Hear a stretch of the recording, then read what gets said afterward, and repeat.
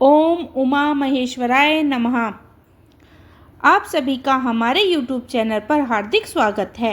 आज रसपान कीजिए शिव महापुराण के चौथे अध्याय का। तो आइए रसपान करते हैं आज के अध्याय का। आज के अध्याय में आप सुनेंगे शिवलिंग की स्थापना और पूजा विधि का वर्णन। ऋषियों ने पूछा, सूत जी, शिवलिंग की स्थापना कैसे करनी चाहिए तथा उनकी पूजा कैसे, किस काल में और किस द्रव्य द्वारा करनी चाहिए। सूत जी ने कहा, महर्षियों, मैं तुम लोगों के लिए इस विषय का वर्णन करता हूँ। इसे ध्यान से सुनो और समझो। अनुकूल एवं शुभ समय में किसी पवित्र तीर्थ में, नदी में, ऐसी जगह पर शिवलिंग की स्थापना करनी चाहिए जहाँ रोज पूजन कर सके। पार्थिव द्रव्य से, जलमय द्रव्य से अर्थात तेजस द्रव्य से पूजन करने से उपासक को पूजा का पूरा फल प्राप्त होता है। शुभ लक्षणों में पूजा करने पर यह तुरंत फल देने वाला है। चल प्रतिष्ठा के लिए छोटा शिवलिंग श्रेष्ठ माना जाता है। अचल प्रतिष्ठा हेतु बड़ा शिवलिंग अच्छा रहता है। शिवलिंग की पीठ सहित स्थापना करनी चाहिए। शिवलिंग की पीठ गोल, चौकोर, त्रिकोण अथवा खट के पाए के भांति ऊपर नीचे मोटा और बीच में पतला होना चाहिए। ऐसा लिंग पीठ महान फल देने वाला होता है। पहले मिट्टी अथवा लोहे के शिवलिंग का निर्माण करना चाहिए। इस द्रव्य से लिंग का निर्माण हो उसी का पीठ बनाना चाहिए। यह अचल प्रतिष्ठा वाले शिवलिंग की विशेषता है। चल प्रतिष्ठा वाले शिवलिंग में लिंग की प्रतिष्ठा एक ही तत्व से बनी होनी चाहिए। लिंग की लंबाई स्थापना करने वाला मनुष्य के 12 उंगल के बराबर होनी चाहिए। इससे कम होने पर फल भी कम प्राप्त होता है, परंतु 12 उंगल से लंबाई अधिक भी हो सकती है। चल लिंग में लंबाई स्थापना करने वाले में 1 उंगल के बराबर होनी चाहिए, उससे कम नहीं। यजमान को चाहिए कि पहले वे शिल्प शास्त्र के अनुसार देवालय बनवाए तथा उसमें सभी देवगणों की मूर्ति स्थापित करे। देवालय का गर्भगृह सुंदर, सुदृढ़ और स्वच्छ होना चाहिए। उसमें पूर्व और पश्चिम के 2 मुख्य द्वार हों। जहाँ शिवलिंग की स्थापना करनी हो उस स्थान में गर्त में नीलम, सूर्य, लाल वेरदू, श्याम, मरकत, मोती, मूंगा, गोमेद और हीरा, इन 9 रत्नों की वैदिक मंत्रों के साथ छोड़ो। 5 वैदिक मंत्रों द्वारा 5 स्थानों की पूजा करके अग्नि की आहुति दे और परिवार सहित मेरी पूजा करके आचार्य को धन से तथा भाई बंधुओं को मनचाही वस्तु से संतुष्ट करे। याचकों को सुवर्ण, गृह एवं भू संपत्ति तथा गाय आदि प्रदान करें। 7वां जगम सभी जीवों को यत्न पूर्वक संतुष्ट कर 1 गड्ढे में स्वर्ण तथा 9 प्रकार के रत्न भरकर वैदिक मंत्रों का उच्चारण करे। परम कल्याणकारी महादेव जी का ध्यान करे। तत्पश्चात नाद घोष से युक्त महामंत्र ओमकार ओम का उच्चारण करके गड्ढे में पीठ युक्त शिवलिंग की स्थापना करे। वहाँ परम सुंदर मूर्ति की स्थापना करनी चाहिए तथा भूमि संस्कार की विधि जिस प्रकार शिवलिंग के लिए की गई है उसी प्रकार मूर्ति की प्रतिष्ठा भी करनी चाहिए। मूर्ति की स्थापना अर्थात प्रतिष्ठा पंचाक्षर मंत्र से करनी चाहिए। मूर्ति को बाहर से भी लिया जा सकता है, परंतु वह साधु पुरुषों द्वारा पूजित हो। इस प्रकार शिवलिंग व मूर्ति द्वारा की गई महादेव जी की पूजा शिव पद प्रदान करने वाली है। स्तवर और जगम से लिंग भी 2 तरह के हो गए हैं। वृक्ष, लता आदि से स्तवर लिंग कहलाते हैं और कृत्रिम कीट आदि को जगम लिंग, स्तवर लिंग के सींचना चाहिए और जगम लिंग को आहार एवं जल देकर तृप्त करना चाहिए। यह चराचर जीवों को भगवान शिव के प्रतीक मानकर उनका पूजन करना चाहिए। इस तरह महालिंग की स्थापना करके विधिवत उपचारों द्वारा उनका पूजन करे तथा देवालय के पास ध्वजारोहण करे। शिवलिंग साक्षात शिव का पद प्राप्त करने वाला है। आह्वान, आसन, अर्धपाद, पंगल, आचमन, स्नान, वस्त्र, यज्ञोपवित्र, गंध, पुष्प, धूप, दीप, नवेदा, तांबूल, समर्पण, निराजन, नमस्कार और विसर्जन, ये 16 उपचार हैं। इसके द्वारा पूजन करें। इस तरह से किया गया भगवान शिव का पूजन शिव पद की प्राप्ति कराने वाला है। सभी शिवलिंग की स्थापना के उपरांत चाहे वे मनुष्य द्वारा स्थापित हो, ऋषियों या देवता द्वारा आप अपने आप प्रकट हुआ हो, सभी का उपयुक्त विधि से पूजन करना चाहिए, तभी फल की प्राप्ति होती है। उनकी परिक्रमा और नमस्कार करने से शिव पद की प्राप्ति होती है। शिवलिंग का नियम पूर्वक दर्शन भी कल्याणकारी होता है। मिट्टी, आटा, गाय के गोबर, फूल, कनेर, पुष्प, फल, गुड़, मक्खन, भस्म अथवा अन्न से शिवलिंग बनाकर प्रतिदिन पूजन करें तथा प्रतिदिन 10,000 प्रणव मंत्रों का जाप करें अथवा दोनों संध्याओं के समय 1 सहस्त्र प्रणव मंत्र का जाप करें। इससे भी शिव पद की प्राप्ति होती है। जाप काल में प्रणव मंत्र का उच्चारण मन की शुद्धि करता है। नाद और बिंदु से युक्त ओंकार को कुछ विद्वान समान प्रणव कहते हैं। प्रतिदिन 10,000 पंचाक्षर मंत्र का जाप अथवा दोनों संध्याओं को एक सहस्त्र मंत्र का जाप शिव पद की प्राप्ति कराने वाला है। सभी ब्राह्मणों के लिए प्रणव से युक्त पंच अक्षर मंत्र अति फलदायक है। कलश के लिए स्नान, मंत्र की दीक्षा, मातृकाओं का न्यास, सत्य की पवित्रता, अंतःकरण ब्राह्मण तथा ज्ञानी गुरु सभी को उत्तम माना गया है। पंच अक्षर मंत्र का 5 करोड़ जाप करने से मनुष्य शिव भगवान के समान हो जाता है। 1, 2, 3 अथवा 4 करोड़ जाप करके मनुष्य क्रम से ब्रह्मा, विष्णु, रुद्र अथवा महेश्वर के पद को प्राप्त कर लेता है। यदि 1000 दिन तक प्रतिदिन 1 सहस्त्र जाप पंच अक्षर मंत्रों का जाप किया जाए और प्रतिदिन ब्राह्मणों को भोजन कराया जाए तो उसे अभिष्ट कार्य की सिद्धि होती है। ब्राह्मणों को प्रतिदिन प्रातःकाल 1008 बार गायत्री मंत्र का जाप करना चाहिए, क्योंकि गायत्री मंत्र शिव पद प्राप्ति का कराता है। वेद मंत्रों और वैदिक सूक्तियों का भी नियम से जाप करें। अन्य मंत्रों में जितने अक्षर है उनके उतने लाख जाप करें। इस प्रकार यथाशक्ति जाप करने वाला मनुष्य मोक्ष प्राप्त करता है। आपकी पसंद की कोई एक मंत्र अपनाकर प्रतिदिन उसका जाप करें अथवा ओम का नित्य 1 सहस्त्र जाप करें। ऐसा करने से संपूर्ण मनोरथों की सिद्धि होती है। जो मनुष्य भगवान शिव के लिए फुलवाड़ी या बगीचा लगाता है अथवा शिव मंदिर में झाड़ने बुहारने की सेवा कार्य करता है, ऐसे शिव भक्त को पुण्य कर्म की प्राप्ति होती है। अंत समय में भगवान शिव उन्हें मोक्ष प्रदान करते हैं। काशी में निवास करने से भी योग और मोक्ष की प्राप्ति होती है। इसलिए अमरन भगवान शिव के क्षेत्र में निवास करना चाहिए। उस क्षेत्र में स्थित बावड़ी, तालाब, कुआं और पोखर को शिवलिंग समझकर वहां स्नान, दान और जप करके मनुष्य भगवान शिव को प्राप्त कर लेता है। जो मनुष्य शिव के क्षेत्र में अपने किसी मृतक संबंधी का देह मानसिक श्राद्ध अथवा वार्षिक श्राद्ध करता है अथवा अपने पितरों को पिंड देता है, वह तत्काल सभी पाप से मुक्त हो जाता है और अंत में शिव पद को प्राप्त कर लेता है। लोक में अपने वर्ण के अनुसार आचरण करना व सदाचार का पालन करने से शिव पद की प्राप्ति होती है। निष्काम भाव से किया गया कार्य अभिष्ट फल देने वाला एवं शिव पद प्रदान कराने वाला होता है। दिन में प्रातः, मध्य और शाम तीनों विभाग होते हैं, जिसमें सभी को एक एक प्रकार के कर्म का प्रतिपादन करना चाहिए। प्रातःकाल रोजाना दैनिक शास्त्र कर्म, मध्य सकर्म काम तथा शाम काल शांति कर्म के लिए पूजन करना चाहिए। इस प्रकार रात्रि में 4 पहर होते हैं। उनमें से बीच के 2 पहर निषाद काल कहलाते हैं। इसी काल में पूजा करनी चाहिए, क्योंकि यह पूजा अभिष्ट फल देने वाली है। कलयुग में कर्म द्वारा फल की सिद्धि होगी। इस प्रकार विधि पूर्वक और नियम समय अनुसार भगवान शिव का पूजन करने वाला मनुष्य अपने कर्मों का पूर्ण फल मिलता है। ऋषियों ने कहा, सूत जी, ऐसा पुण्य क्षेत्र कौन कौन से हैं जिसका आश्रय लेकर सभी स्त्री पुरुष शिव पद को प्राप्त कर लेते हैं? कृपा करके हमें बतलाइए। सूत जी बोले, हे विद्वानों और बुद्धिमान महर्षियों, मैं मोक्ष देने वाले शिव क्षेत्र का वर्णन कर रहा हूँ। पर्वत, वन और कानों सहित इस पृथ्वी का विस्तार 5 करोड़ योजन है। भगवान शिव की इच्छा से पृथ्वी के सभी को धारण किया है। भगवान शिव ने भूतल पर विभिन्न स्थलों पर वहां के प्राणियों को मोक्ष देने के लिए शिव क्षेत्र का निर्माण किया है। कुछ क्षेत्रों को देवताओं और ऋषियों ने अपना निवास बना लिया है, इसलिए उसमें तीर्थ तत्व प्रकट हो गए हैं। बहुत से तीर्थ ऐसे हैं जो स्वयं प्रकट हुए हैं। तीर्थ क्षेत्र में जाने से मनुष्यों को सदा स्नान, दान और जाप करना चाहिए, अन्यथा मनुष्य रोग, गरीबी और मुक्ता आदि दोषों का भागी हो जाता है। जो मनुष्य अपने देश से मृत्यु को प्राप्त होता है, वह इस पुण्य के फल से दोबारा मनुष्य योनि को प्राप्त करता है, परंतु पापी मनुष्य दुर्गति ही प्राप्त करता है।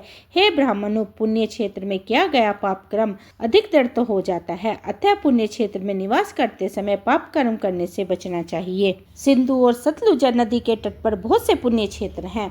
सरस्वती नदी परम पवित्र और 60 मुख वाली है, अर्थात उनकी 60 धाराएं हैं। इन धाराओं के तट पर निवास करने से परम पद की प्राप्ति होती है।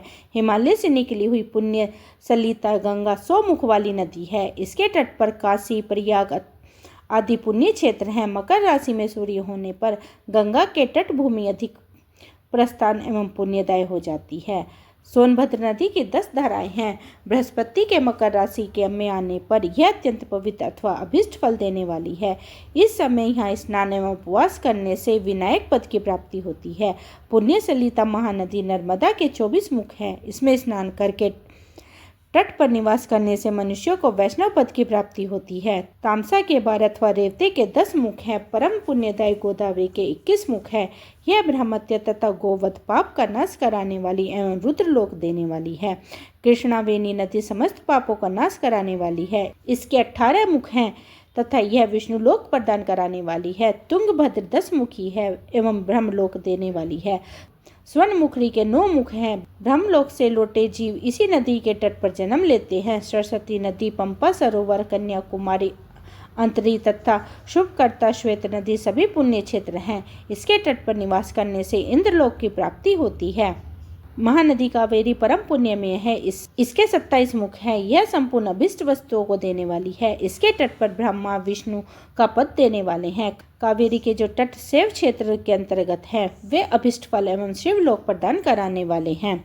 नेमिशान तथा बद्रिका आश्रम में सूर्य और बृहस्पति के मेष राशि में आने पर स्नान और पूजा करने से ब्रह्मलोक की प्राप्ति होती है।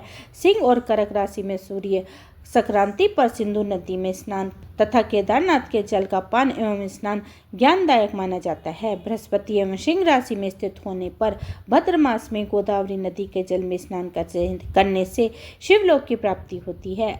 ऐसा स्वयं भगवान शिव ने कहा था।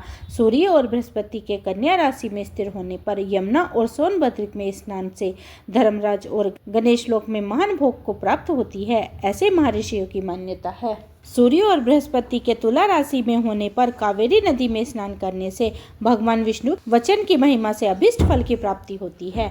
मंगशीर माह में सूर्य और बृहस्पति के वृश्चिक राशि में आने पर नर्मदा में स्नान करने से विष्णु पद की प्राप्ति होती है। सूर्य और बृहस्पति के धनु राशि पर होने पर स्वर्णमुखी नदी में किए स्नान शिवलोक प्रदान कराने वाला है। मकर राशि में सूर्य और बृहस्पति के माघ मास में होने पर गंगा जी में किया गया स्नान शिवलोक प्रदान कराने वाला है। शिवलोक के पश्चात ब्रह्मा और विष्णु के स्थानों से सुख भोग कर अंत में मनुष्य को ज्ञान की प्राप्ति होती है। माघ मास में सूर्य के कुंभ राशि में होने पर फागुन मास में गंगा तट पर किया गया श्राद्ध, पिंडदान अथवा तिलोकदान पिता और नाना दोनों कुलों के पितरों की अनेक पिंडियों का उद्धार करने वाला है। गंगा व कावेरी नदी का आश्रय लेकर तीर्थवास करने से पापों का नाश हो जाता है। ताम्रपानी और वेगवती नदी ब्रह्मलोक की प्राप्ति रूप फल देने वाली है। इसके तट पर स्वर्गदायक क्षेत्र है। इन नदियों के माध्यम से बहुत से पुण्य क्षेत्र हैं। यहाँ निवास करने वाला मनुष्य अभिष्ट फलों को भागी होता है। सदाचार, उत्तम व्रता और सद्भावना के साथ मन में दया भाव रखते हुए विद्वान पुरुष को तीर्थ में निवास करना चाहिए, अन्यथा उसे फल नहीं मिलता। पुण्य क्षेत्र में जीवन बिताने का निश्चय करने पर तथा वास करने पर पहले का सारा पाप तत्काल नष्ट हो जाएगा, क्योंकि पुण्य को ऐश्वर्यदायक कहा गया है। हे ब्राह्मणों, तीर्थ में वास करने पर उत्पन्न पुण्य कायिक, वाचक और मानसिक सभी पापों का नाश कर देता है। तीर्थ में किया गया मानसिक पाप कई विकल्पों का पीछा नहीं छोड़ता, यह केवल ध्यान से ही नष्ट होता है। वाचक पाप जाप से तथा याकिक पाप मनुष्य को पाप शरीर को सुखाने जैसे कठोर तप से नष्ट होता है। अतः सूख जाने वाले मनुष्य को देवताओं की पूजा करते हुए और ब्राह्मणों को दान देते हुए पाप से बचकर ही तीर्थ में निवास करना चाहिए। ऋषियों ने कहा, सूत जी, आप हमें वह सदाचार सुनाइए जिससे विद्वान पुरुष पुण्य लोक पर विजय पाते हैं। स्वर्ग प्रदान कराने वाले, धर्म में तथा नरक का कष्ट देने वाले अर्ध में आचारों का वर्णन कीजिए। सूत जी बोले, सदाचार का पालन करने वाला मनुष्य ही ब्राह्मण कहलाने का अधिकारी है। वेदों के अनुसार आचरण का पालन करने वाला एवं वेदों का अभ्यासी ब्राह्मण को विप्रिय कहते हैं। सदाचार, वेदचार अथवा विद्या गुणों से युक्त होने पर उसे द्विज कहते हैं। वेदों का काम आचार अथवा कम अध्ययन करने वाला एवं राजा के पुरोहित अथवा सेवक ब्राह्मणों को क्षत्रिय ब्राह्मण कहते हैं। जो ब्राह्मण कृषि या वर्जन कार्य करने वाला है तथा ब्राह्मणोचित आचार का पालन करता है वह वैष्णव ब्राह्मण है तथा स्वयं खेत जोतने वाला शूद्र ब्राह्मण कहलाता है। जो दूसरों के दोष देखने वाला तथा परद्रोही हो उसे चांडाल द्विज कहते हैं। क्षत्रियों में जो पृथ्वी का पालन करता है वह राजा है तथा अन्य मनुष्य रज तत्वहीन क्षत्रिय माने जाते हैं। जो धन्य आदि वस्तु से क्रिया विक्रिय करता है वह वैश्य कहलाता है। दूसरों को वर्णिक कहते हैं। जो ब्राह्मण, क्षत्रिय और वैश्यों की सेवा में लगा रहता है शूद्र कहलाता है। जो शूद्र हल जोतता है उसे विशल समझना चाहिए। इन सभी वर्गों के मनुष्यों को चाहिए कि वे ब्रह्म मुहूर्त में उठकर पूर्व की ओर मुख करके देवताओं का, धर्म का, अर्थ का उनकी प्राप्ति के लिए उठाए जाने वाले कलेशों का अथवा आय के व्यय का चिंतन करें। रात के अंतिम पहर के मध्य में मनुष्यों को उठकर मल मूत्र त्याग करना चाहिए। घर से बाहर शरीर को ढककर जाकर उत्तरमुखी होकर मल मूत्र का त्याग करें। जल, अग्नि, ब्राह्मण तथा देवताओं का स्थान बचाकर बैठे। उठने पर उस ओर न देखे। हाथ पैरों की शुद्धि करके 8 बार कुल्ला करे। किसी वृक्ष के पत्ते से दातुन करे। दातुन करते समय तर्जनी उंगली का प्रयोग नहीं करे। तदंतर जल संबंधी देवताओं को नमस्कार कर मंत्र पाठ करते हुए जलाशय में स्नान करे। यदि कंठ तक या कमर तक पानी में खड़े होने की शक्ति न हो तो घुटनों तक जल में खड़े होकर ऊपर जल छिड़क कर मंत्रोच्चारण करते हुए स्नान और तर्पण करे। इसके उपरांत वस्त्र धारण कर उतराई भी धारण करे। नदी अथवा तीर्थ में स्नान करने पर उतारे हुए वस्त्र वहां न धोएं, उसे किसी कुएं, बाड़ या घर ले जाकर धोएं। कपड़ों को निचोड़ने से भी जल गिरता है, वहां एक क्षण के पितरों की तृप्ति के लिए होता है। इसके बाद जाबली उपनिषद में बताया गए मंत्रों से भस्म लेकर आए। इस विधि का पालन करने से पूर्व यदि भस्म गिर जाए तो गिरने वाला मनुष्य नरक में जाता है। आपोहिष्ट मंत्र से पाप की शक्ति के लिए सिर पर जल छिड़ककर यश यक्षाय मंत्र पढ़कर पैर पर जल छिड़के। आपोहिष्ट में की 3 याचिकाएं हैं।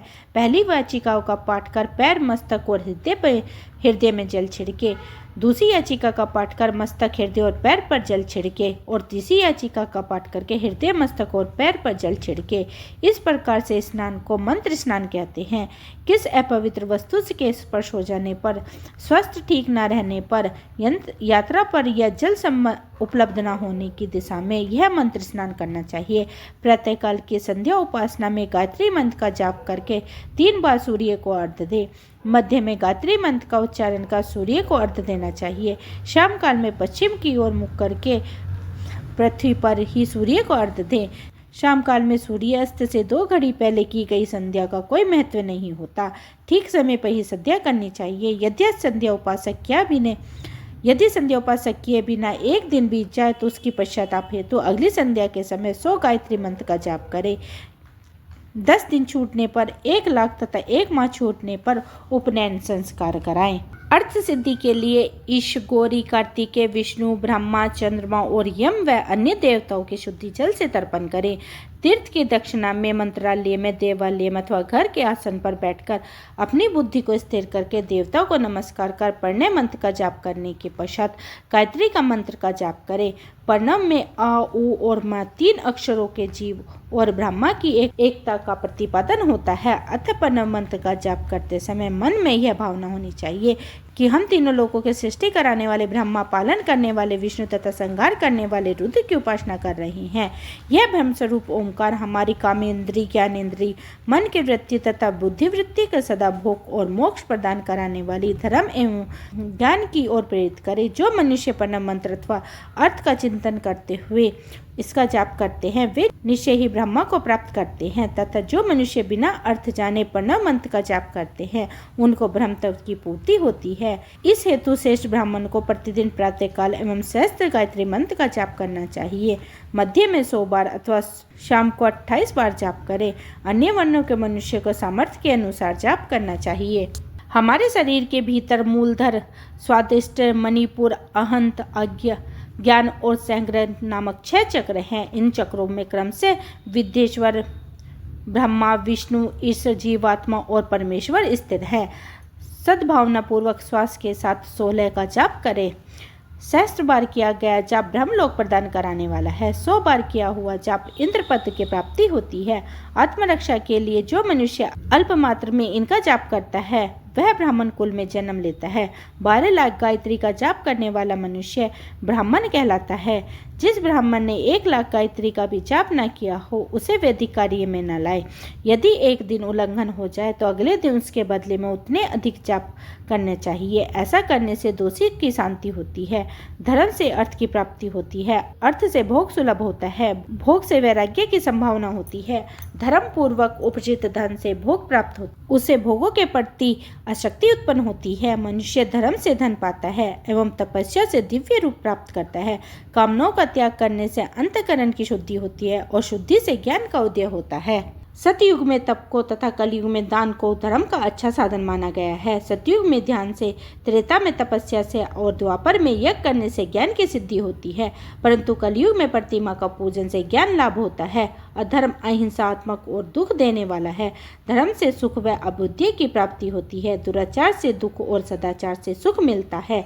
अतः भोग और मोक्ष की सिद्धि के लिए धर्म का उपचरण करना चाहिए। किसी ब्राह्मण को 100 वर्ष के जीवन निर्वाह की सामग्री देने पर भी ब्रह्मलोक की प्राप्ति होती है। एक सन से चंद्रयान व्रत का अनुष्ठान ब्रह्मलोकदायक माना जाता है। दान देने वाला पुरुष जिस को सामने रखकर दान करता है, अर्थात जिस देवता को वह दान द्वारा प्रसन्न करना चाहता है, उस देवता का लोक उसे प्राप्त होता है। धनहीन पुरुष तपस्या का अक्षय सुख को प्राप्त कर सकते हैं। ब्राह्मणों को दान ग्रहण कर तथा यज्ञ करके धन का अर्जन करना चाहिए। क्षत्रिय बहुबल से अथवा वैश्य की शरण गो रक्षा से धन का उपार्जन करे। इस प्रकार न्याय से उपजित धन को दान करने से दाता को ज्ञान की सिद्धि की प्राप्ति होती है एवं ज्ञान से ही मोक्ष की प्राप्ति का सुलभ होती है। गृहस्थ मनुष्यों को धन, धान्य आदि सभी वस्तुओं का दान करना चाहिए। जिससे अन्न को खाकर मनुष्य कथा श्रवण एवं सत्कर्म का पालन करता है तो उसका आधा फल दाता को मिलता है। दान लेने वाला मनुष्य को दान से प्राप्त वस्तु का दान अथवा तपस्या द्वारा पाप की शुद्धि करनी चाहिए। उससे अपने धन के 3 भाग कर लेने चाहिए। एक धर्म के लिए, दूसरा वृद्धि के लिए और तीसरा उपभोग के लिए। धर्म के लिए रखे धन से नित्य निमित्त एवं इच्छित कार्य करे। वृद्धि के लिए रखे गए धन से व्यापार करे जिससे धन की प्राप्ति हो, अथवा उपभोग के धन से पवित्र भोग भोगे। खेती से प्राप्त धन का 10वां भाग दान कर दे, इससे पाप की शुद्धि होती है। वृद्धि के लिए किया गया व्यापार से धन का 6वां भाग दान देना चाहिए। विद्वान को चाहिए कि वह दूसरों के दोषों का बखान न करे। ब्राह्मण भी दोषवश दूसरों के सुने या देखे हुए छिद्रों को कभी प्रकट न देखे। विद्वान पुरुष ऐसी बातें न कहे जो समस्त प्राणियों के हृदय में रोष पैदा करने वाली हो। दोनों संध्याओं के समय अग्नि की विधि पूर्वक दी हुई आहुति से संतुष्ट करे। चावल, धान्य, घी, फल, कंद और हविष के द्वारा स्थली पाक बनाए तथा यथोचित रीति से सूर्य और अग्नि को अर्पित करें। यदि दोनों समय अग्निहोत्री करने में समर्थ न हो तो संध्या के समय आप चाप और सूर्य का वंदन करें। आत्मज्ञान की रक्षा करने वाले तथा धर्म पुरुषों को इस प्रकार उपासना करनी चाहिए। जो मनुष्य सदा ब्रह्म यज्ञ करते हैं, देवताओं की पूजा, अग्नि पूजा और गुरु पूजा प्रतिदिन करते हैं तथा ब्राह्मणों को भोजन तथा दक्षिणा देते हैं, वे स्वर्गलोक के भागी होते हैं। ऋषियों ने कहा, प्रभु अग्नि ज्ञान, देव ज्ञान और ब्रह्म ज्ञान का वर्णन करके हमें कृतज्ञ करें। सूत जी बोले, महर्षियों, गृहस्थ पुरुषों के लिए प्रातः और शाम कर अग्नि में 2 चावल और दिव्य की आहुति ही अग्नि यज्ञ है। ब्रह्मचारियों के लिए समाधि का दान ही अग्नि ज्ञान है, अर्थात अग्नि में सामग्री की आहुति देना उनके लिए अग्नि यज्ञ है। द्विजों का जब तक विवाह न हो जाए उनके लिए अग्नि में समाधि की आहुति, व्रत तथा जाप करना ही अग्नि यज्ञ है। द्विज जिससे अग्नि का विसर्जन कर उसे अपनी आत्मा की स्थापित कर लिया है, ऐसे वनप्रस्थियों और सन्यासियों के लिए यही अग्नि यज्ञ है कि वे समय पर हितकर और पवित्र अन्न का भोजन कर लें। ब्राह्मणों से संध्या शाम काल अग्नि के लिए दी आहुति से संपत्ति की प्राप्ति होती है तथा प्रातःकाल सूर्यदेव को दी अग्नि से आयु की वृद्धि होती है। दिन में अग्निदेव सूर्य में ही प्रविष्ट हो जाते हैं, अतः प्रातःकाल सूर्य को दी हुई अग्नि यज्ञ के समान होती है। इंद्र आदि समस्त देवताओं के प्राप्त करने के उद्देश्य से जो आहुति अग्नि में दी जाती है वह देव अग्नि कहलाती है। लौकिक अग्नि की प्रतिष्ठा जो संस्कार निमित्तवत हवन कर्म है वे देव यज्ञ है। देवताओं को प्रसन्न करने के लिए नियम से विधि पूर्वक किया गया यज्ञ ही देव यज्ञ है। वेदों के नित्य अध्ययन एवं सब अध्ययन को ब्रह्म यज्ञ कहते हैं। मनुष्यों को देवताओं को तृप्ति के लिए प्रतिदिन ब्रह्म यज्ञ करना चाहिए। प्रातःकाल और शाम काल को ही इसे किया जा सकता है। अग्नि के बिना देव यज्ञ कैसे होता है, इसे श्रद्धा और आदर से सुनो। सृष्टि के आरंभ में सर्वज्ञ और सर्वसमर्थ महादेव जी शिव जी ने समस्त लोगों के उपकार के लिए वारों की कल्पना की। भगवान शिव संसार रूपी रोगों को दूर करने के लिए वैद्य है, सबके ज्ञाता तथा समस्त औषधि के औषध हैं। भगवान शिव ने सबसे पहले अपने वर की रचना की। जो आरोग्य प्रदान कराने वाला है। तत्पश्चात अपनी माया शक्ति का वर बनाया, जो संपत्ति प्रदान कराने वाला है।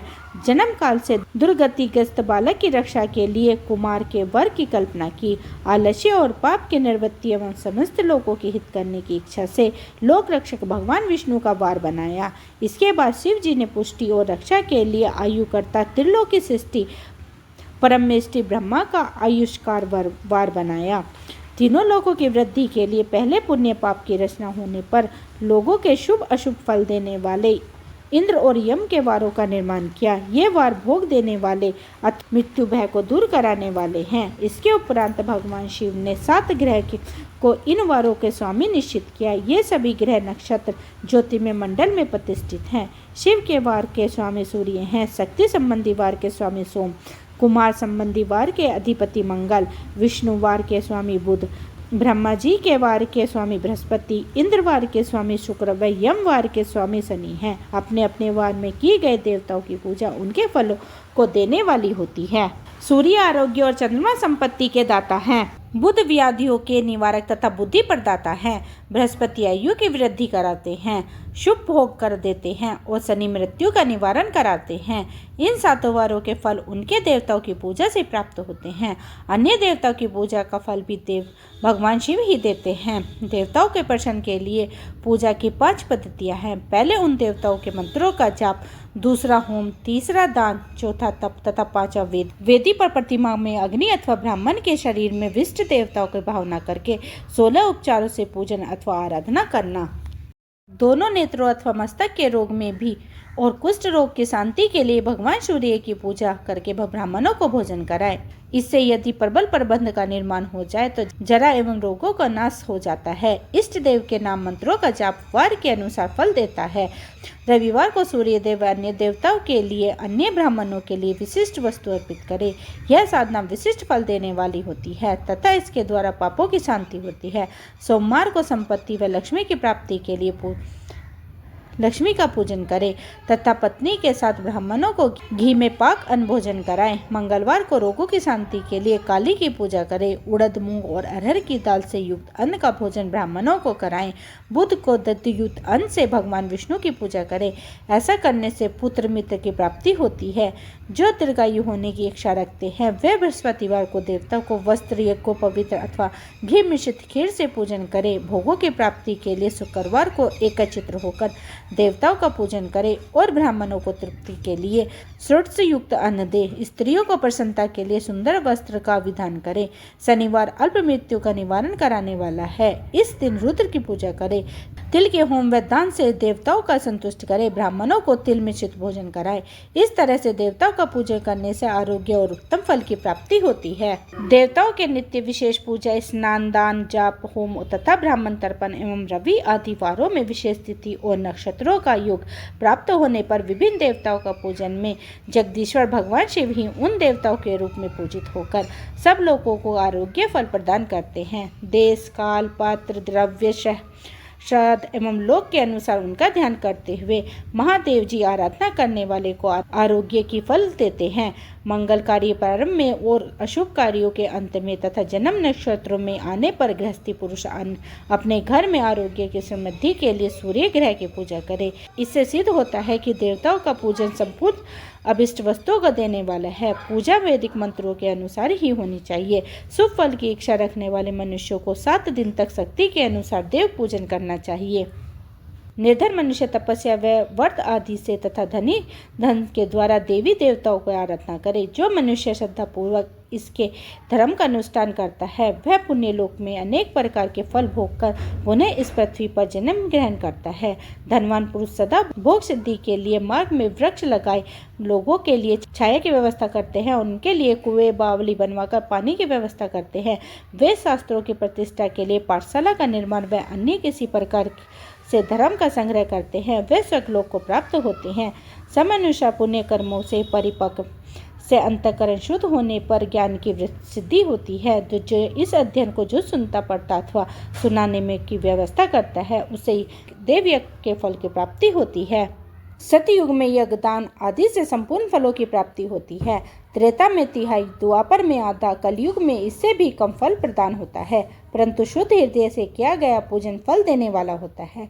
इससे 10 गुना फल सूर्य संक्रांति के दिन, उससे 10 गुना अधिक फल तुला और मेष राशि के संक्रांति में अथवा चंद्रमा ग्रहण में उससे भी 10 गुना फल मिलता है। सूर्य ग्रहण में इससे भी 10 गुना अधिक फल प्राप्त होता है। महापुरुषों के साथ में वह काल करोड़ों सूर्य ग्रह के समान माना है, ऐसा महाज्ञानी मानते हैं। तपोनिष्ठ योगी और ज्ञाननिष्ठ योगी पूजा के पात्र होते हैं, क्योंकि ये पापों का नाश के कारण होते हैं। जिस ब्राह्मण ने 24 लाख गायत्री का जाप कर लिया है वह पूजा का पात्र है। वह संपूर्ण काल और भोगों का दाता है। गायत्री के जाप से शुद्धि होती है। गायत्री के जाप से शुद्ध हुआ ब्राह्मण पर पवित्र है, इसलिए दान, जाप, होम और पूजा सभी कर्मों के लिए वह शुद्ध पात्र है।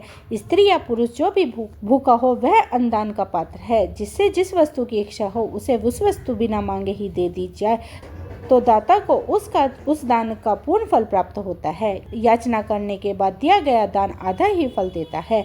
सेवक को दिया गया दान चौथा फल देने वाला है। दीन ब्राह्मण को दिया गया धन का दाता को इस भूतल पर 10 वर्ष तक भोग प्राप्त कराने वाला है। वेद वेता को दान देने पर वह स्वर्गलोक में देवताओं के वर्ष से 10 वर्षों तक दिव्य भोग देने वाला है। गुरु दक्षिणा में प्राप्त धन शुद्ध द्रव्य कहलाता है। इसका दान संपूर्ण फल देने वाला है। क्षत्रियों को सूर्य से कमाया हुआ, वैश्यों का व्यापार से आया हुआ और शूद्रों से सेवावृत्ति से प्राप्त किया धन उत्तम द्रव्य है।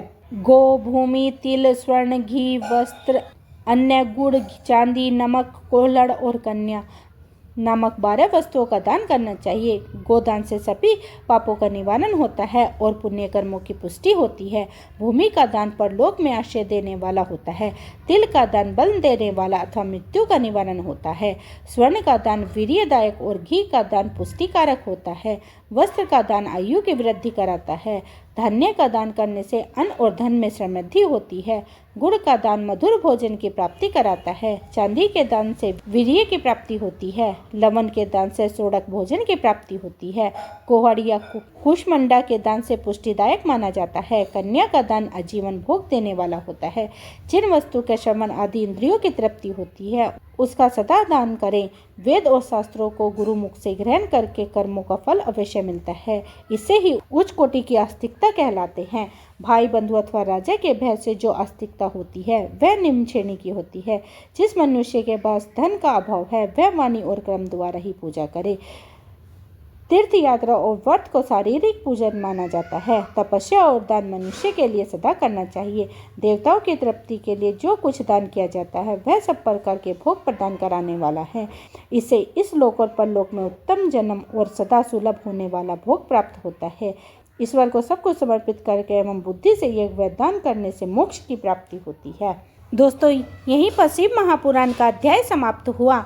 आगे का अध्याय देखने के लिए आप मेरे चैनल को सब्सक्राइब करें और आप मेरे वीडियो को प्लीज़ लाइक करें। मिलती हूँ इससे आगे के अध्याय के साथ। तब तक के लिए हरे कृष्णा, राधे राधे।